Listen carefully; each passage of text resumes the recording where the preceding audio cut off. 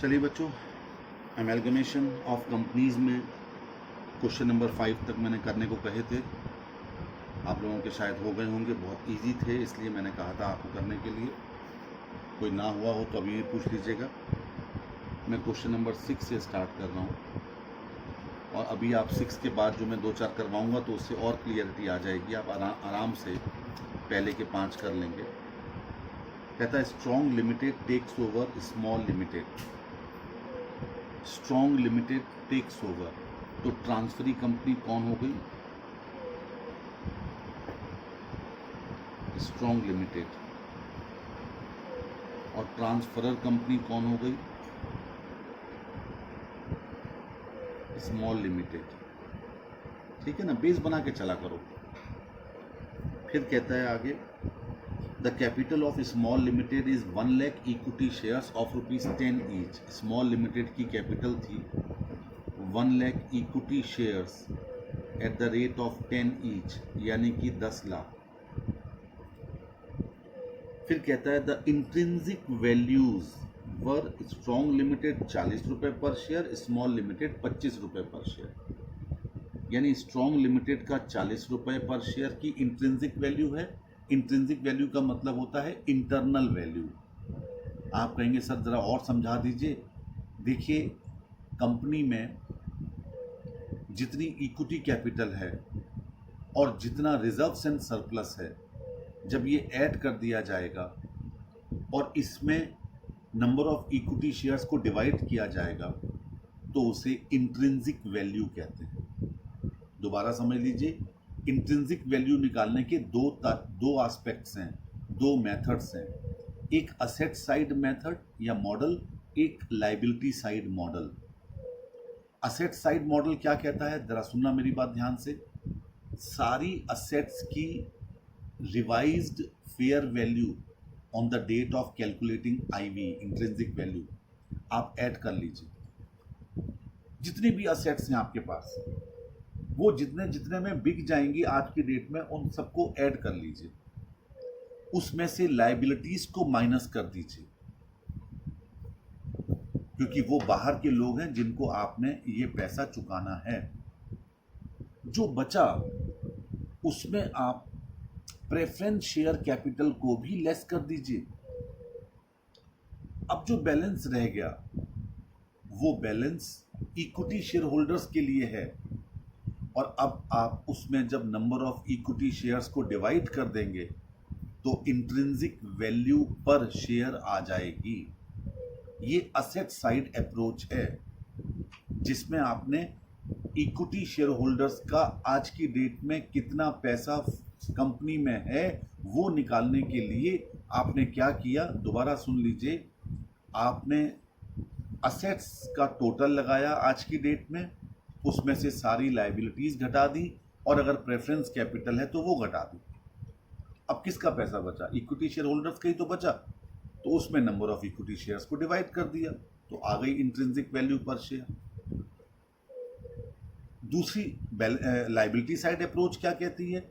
Equity share capital ले ली, reserves and surplus उसमें add कर दिए सारे, और कोई फिक्टिशियस असेट है तो उसे माइनस कर दिया, और असेट्स को रीवैल्यूएशन अगर करवाया गया है तो उसमें अगर मूल्य बढ़ गया है तो उसे ऐड कर दिया, और अगर कम हो गया है तो माइनस कर दिया। बात वही आ गई, सेम फिगर आ जाती है। उसमें नंबर ऑफ इक्विटी शेयर्स को आपने डिवाइड किया तो निकल के आ गया आपका इंट्रिंसिक वैल्यू। तो उनके मुताबिक स्मॉल लिमिटेड का शेयर है भले ही 10 का, लेकिन उसकी इंट्रिंसिक वैल्यू है 25 रुपये। उसी प्रकार स्ट्रॉन्ग लिमिटेड की शेयर की इंट्रिंसिक वैल्यू है 40 रुपये। अब क्या कहता है आगे? कहता है फ्रैक्शनल शेयर आर 500, यानी जितने शेयर निकले उसमें से फ्रैक्शनल शेयर निकले 500।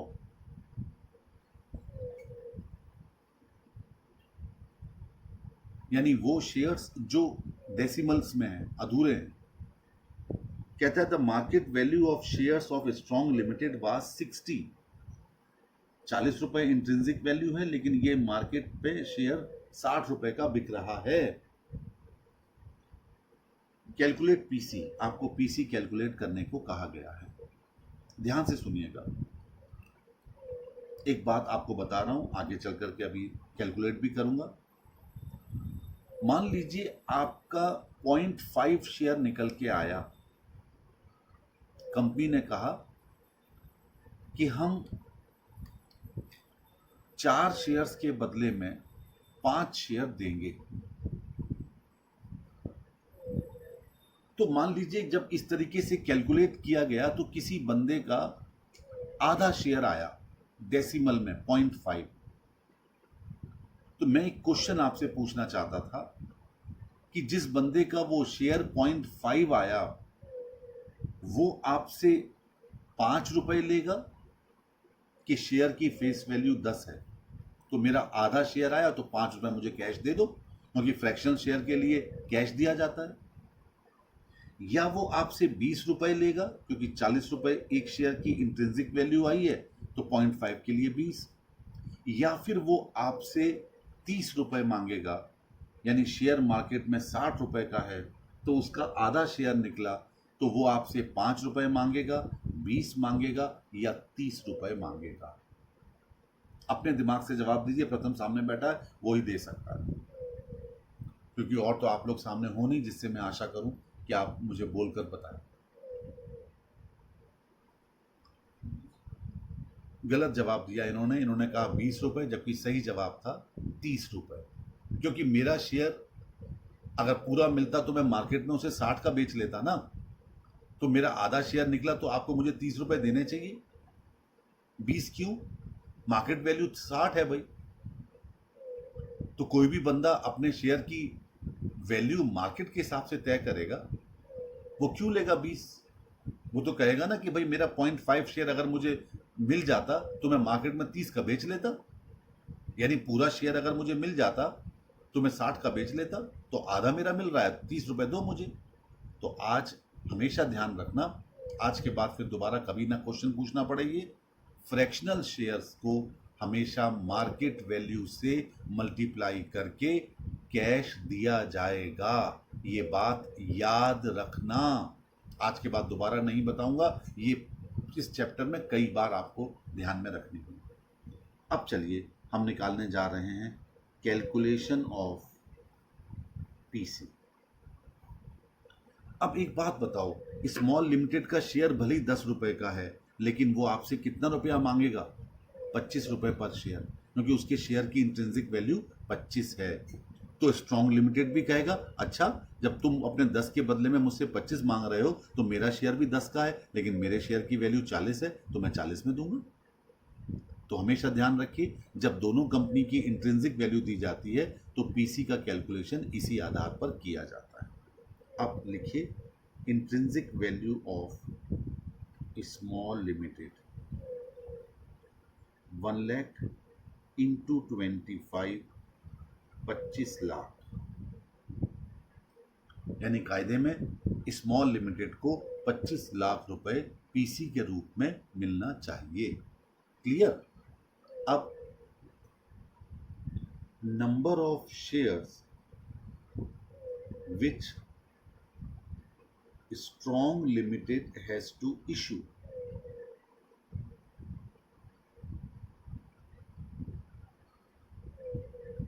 $25 lakhs divided by 40 कितना आया? 62,500 शेयर्स।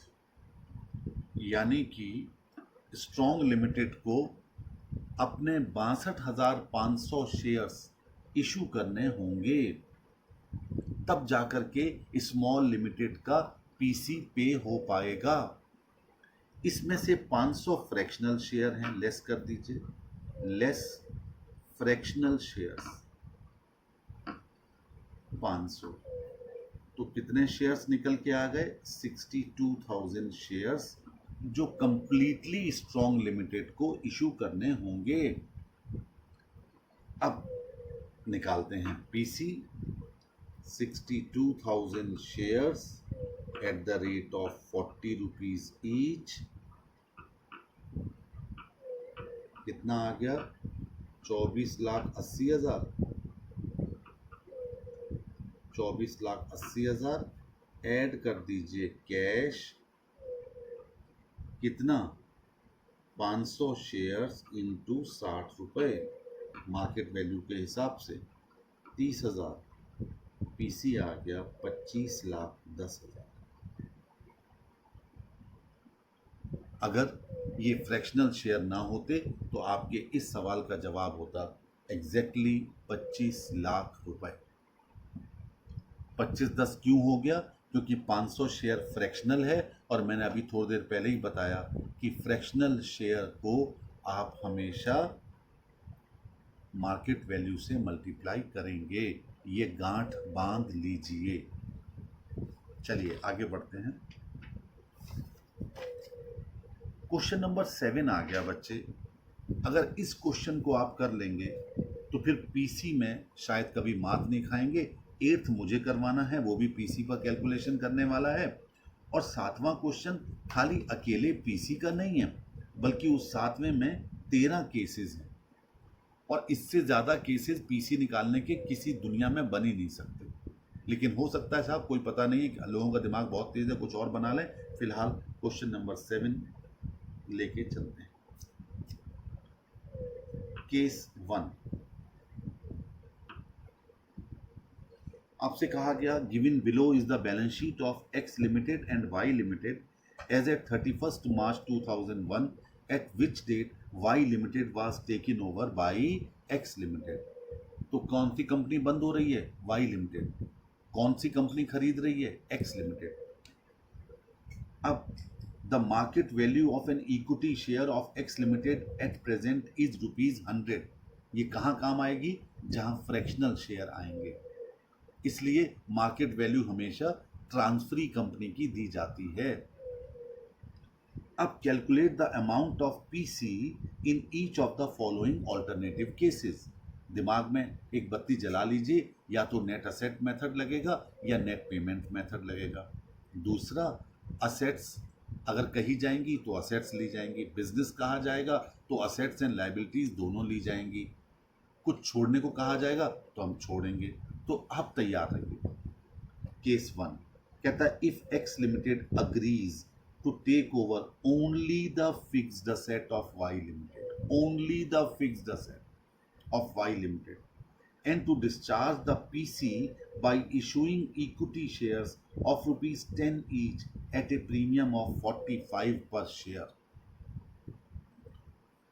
वो पीसी का पेमेंट करने जा रही है 10 रुपए का एक शेयर, लेकिन 55 में इशू करके 45 रुपए उसमें क्या लगा दिया? प्रीमियम लगा दिया। अब क्या लिया है? Only the fixed asset. देखिए, value of fixed asset of Y limited कितना? 11 लाख। तो कायदे में आपका पीसी 11 लाख होना चाहिए था। बात भी सही है, लेकिन यहां पर नंबर ऑफ इक्विटी शेयर्स भी निकाला जाएगा। लीजिए, number of equity shares which X Limited has to issue।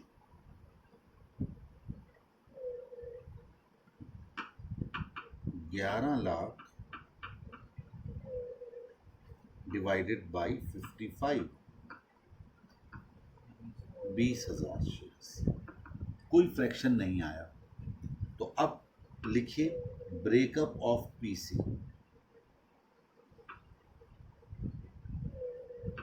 सबसे पहले इक्विटी शेयर कैपिटल 20,000 इंटू 10 बराबर 2 lakh. Security premium 20,000 into 45 9 lakh. Total हो गया 11 लैक्स। लीजिए, 11 लाख ही आया केस नंबर 1 में।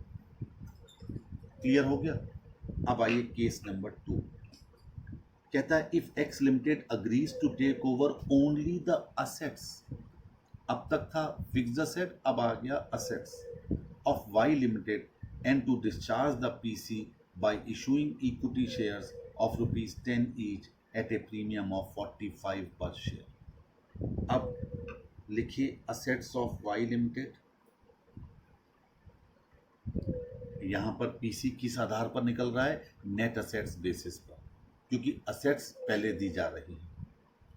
तो 11 लाख तो हो गई फिक्स्ड असेट्स और करेंट असेट्स हो गई 4,65,000। याद रखिए फिक्टिशियस असेट कभी नहीं ली जाती। तो टोटल असेट्स कितनी हो गई? 15,65,000। अब फिर वही कहानी, number of equity shares to be issued by X Limited, 15,65,000 divided by 55, निकालिए कितना आया?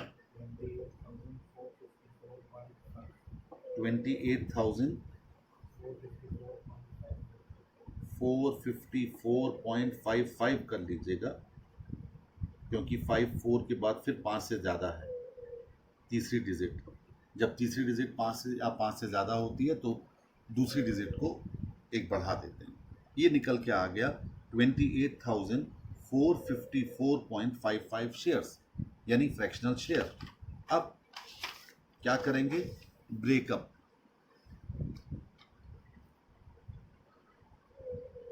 Breakup of PC. सबसे पहले इक्विटी शेयर कैपिटल 28,454 इंटू 10, 2,84,540, 2,84,540। इसके बाद सिक्योरिटी प्रीमियम 28,454 इंटू 45। हाँ जी,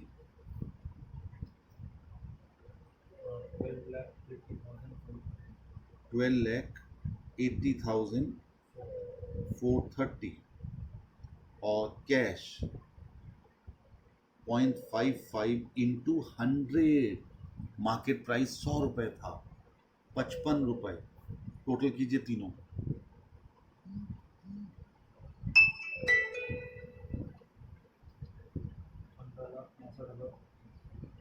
15,65,000। 25 कायदे में तो 15,65,000 आ रहा था, लेकिन पीसी निकल के आया फ्रैक्शन की वजह से 15,65,025 रुपये। ये था केस नंबर 2। मैंने कहा ना कि आप ये सारे केसेस कर लेंगे तो फिर पीसी निकालना बहुत आसान हो जाएगा। Third, if X limited agrees to take over only the assets and trade liabilities of Y limited. आगे बाद में पढ़ लेंगे। लिखिए net assets of Y limited. सबसे पहले फिक्स्ड असेट्स 11 लाख। एग्जाम में ऊपर जरूर पढ़ लिया करो रुपीज इन लैक्स है कि थाउजेंड से। करेंट असेट्स 4,65,000, टोटल हो गया 15,65,000। लेस कीजिए ट्रेड लाइबिलिटीज, खाली ट्रेड लाइबिलिटीज। ट्रेड लाइबिलिटीज हैं क्रेडिटर्स फॉर गुड्स 55,000। ये ऊपर चढ़ गया है, थोड़ा सा ध्यान रखिएगा।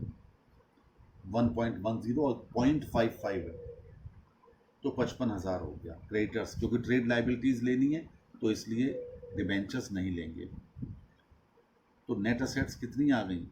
15,10,000। अब number of shares to be issued, वही कहानी,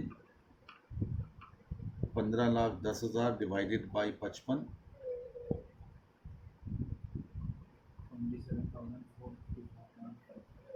27,454.55 शेयर्स।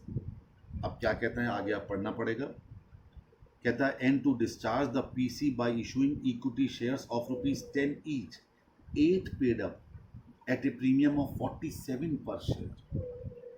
8 पेड अप का मतलब हो गया कि कंपनी इन शेयर्स को इशू करने के बाद फ्यूचर में इन इक्विटी शेयर होल्डर से 2 रुपये मंगवा लेगी। अच्छा हुआ 55 ही आया, हमने जल्दबाजी में 55 पहले से ही डिवाइड करके बैठ गए थे, जबकि टोटल 8 + 47 55 ही आया, कुछ कम ज़्यादा भी हो सकता था। To the extent 60% and the balance in cash, तमाशा कर दिया यहाँ पर भी इन्होंने। कहता है 60% के बदले में दिया है ये, और 40% तो उन्होंने कैश में ही दिया। अब हमसे गलती हो गई ना, हमको नंबर ऑफ शेयर्स यहाँ काटने पड़ेंगे। अब देखिए 60% ऑफ नेट असेट्स निकालिए।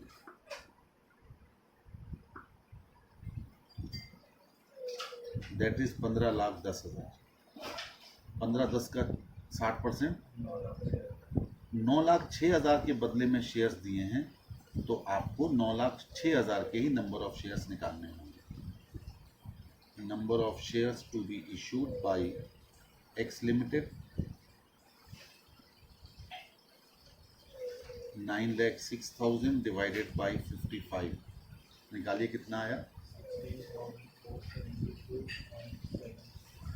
16,472.73, ये निकल के आ गए नंबर ऑफ शेयर्स।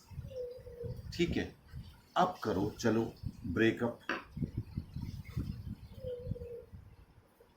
सबसे पहले इक्विटी शेयर कैपिटल 16,472 इंटू 8,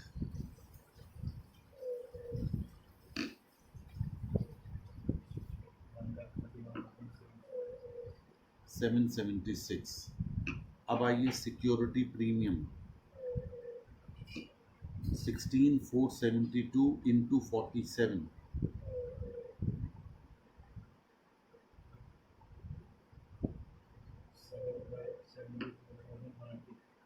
184। अब आइए कैश 40% ऑफ 15,10,000, इनर कॉलम में लिखना है अभी फिगर। 4,04,000 कितना, 6,04,000 और 0.73 मल्टीप्लाई बाई 100, ये फ्रैक्शन शेयर हो गया। फॉर फ्रैक्शनल शेयर 73 रुपीज़, तो 6,04,073 73, टोटल करो।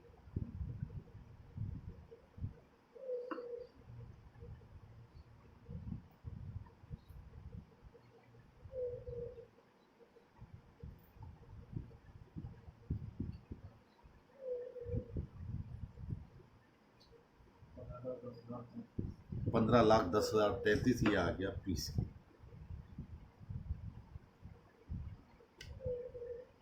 इस तरीके से हर केस में कुछ नया पॉइंट आपको ज़रूर मिलेगा, और उस केस को आपको ध्यान से पढ़ते हुए निकालना है।